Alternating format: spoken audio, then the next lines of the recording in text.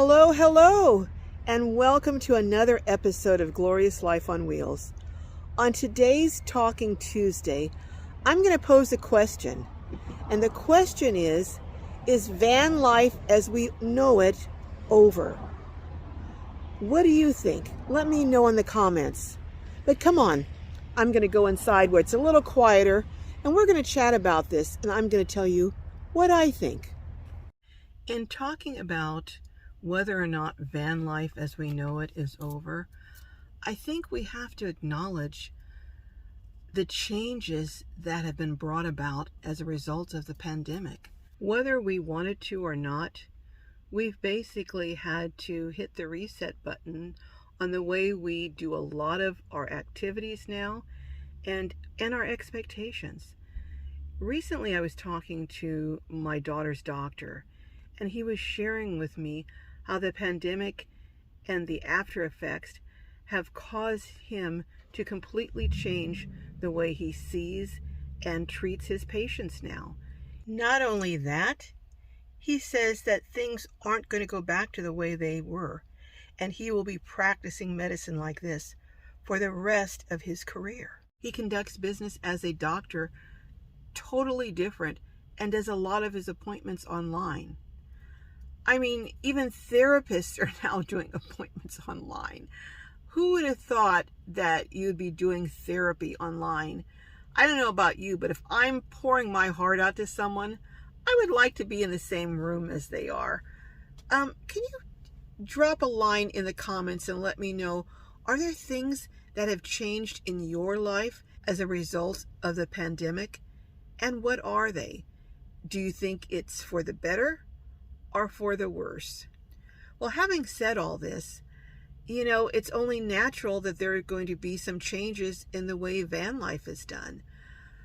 You look at some of the longtime van lifers who have had YouTube channels or are successful YouTubers, like Camper Van Kevin, Caravan Carolyn, Aja from Pandemonium. All of them are doing basically a hybrid form of van life.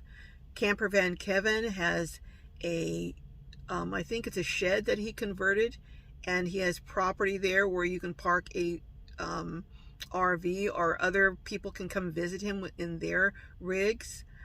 Aja has property. She's not set up the type of setup that Camper Van Kevin has, but she has a home base now.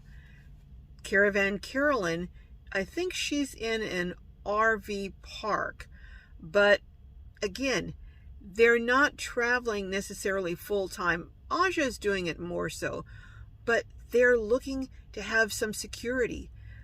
When things shut down during the pandemic, I think it showed all of us just how fragile things could be, and how things we took for granted, such as BLM land, being able to park in national parks or forests, that was no longer a guarantee.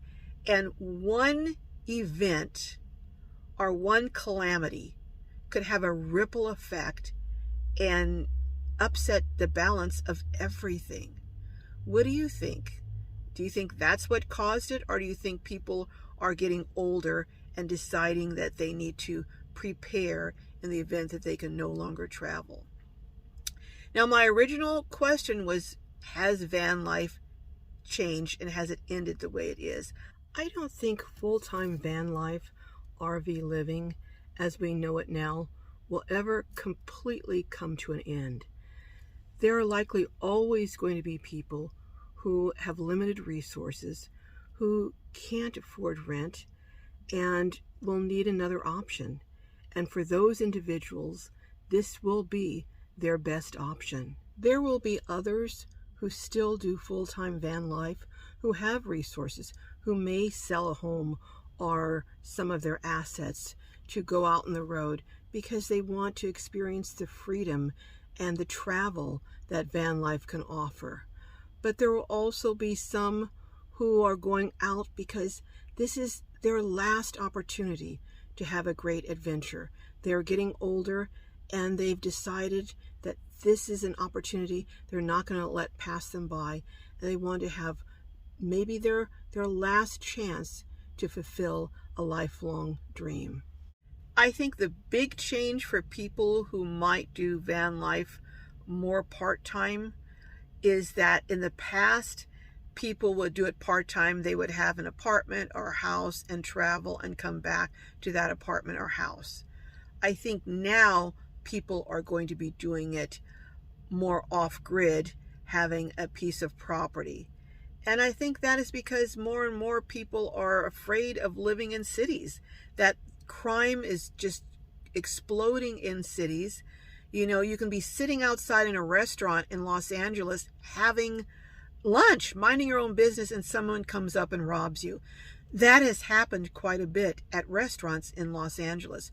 You can be at a stoplight and someone can carjack your car. For the reasons I've stated and many others, I do believe that van life folk are going to be investing more and more in off-grid and somewhat remote property.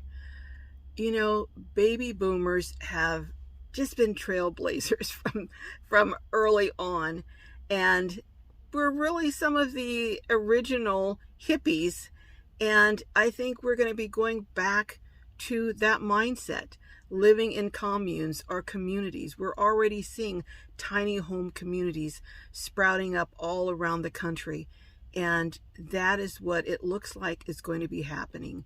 For those who may not be able to afford to buy their properties, they may go to live in a property or have a tiny home or a mobile or a trailer someplace that it's situated, but still have an RV or a vehicle that they can travel around in.